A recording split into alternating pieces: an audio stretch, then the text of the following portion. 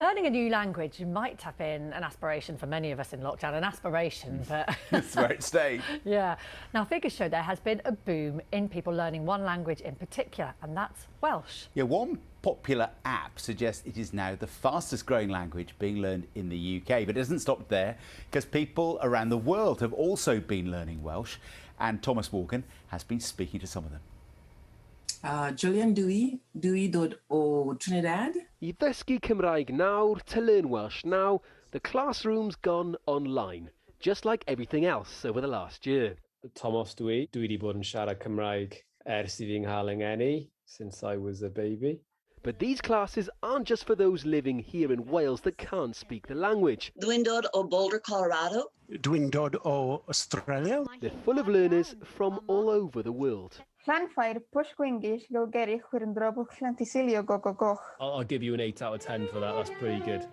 People like student Nicole Gallegos, who lives in, yes, you guessed it, Costa Rica. Not your usual hotbed for Celtic languages, I'll admit. She began studying in October on a language app after realising that her surname has a Welsh connection. I heard that the Gallegos people are like a combination of Spanish and Welsh people that came to the land many years ago. So Gallegos kind of has a little bit of Welsh in it. And her aim? To be fluent and to come and study in Cardiff in the future. It would be super, super cool if I could go and study there after I finish studying here. The Royal Welsh College of Music and Drama in Cardiff, is it? Yes, that's right. I wasn't quite good enough to get in there, so if you do, you'll have done very well. Thank you.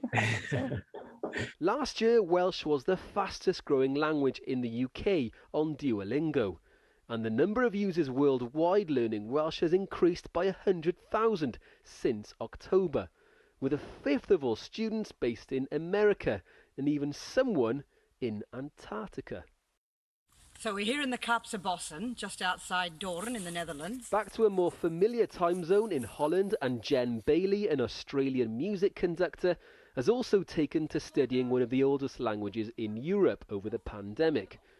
Without the social interaction of the orchestra over the last year, the added interaction online on Facebook has been a huge relief for her. Some people live in Wales, and some of them, like me, come from across the world.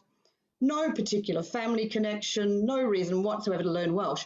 And that gave a tribe and it gave a validation. It's not completely weird to learn Welsh. Croeso i'r session. But this increased interest has meant that online classes have been overwhelmed with a lack of teachers to meet the demand. We were surprised initially that anyone would be interested in wanting to learn online. I've been running online chat clubs all over the world, people from all the world connecting, and you know, I just put up the chat club and it fills up within a few hours, and then I have to turn people away. Dysgu Cymraeg, llawer o blwyddyn. As face-to-face socialising begins again, will Welsh continue to flourish as the pandemic eases? For now, there's still plenty of grammar yet to be learned. Thomas Morgan, BBC News, Caerdydd. Love it. Absolutely beautiful. And there'll be Welsh voices roaring a bit later on if they win that game. Will. In every language, I would imagine. It's 6:48. Yeah, I was going to say, well,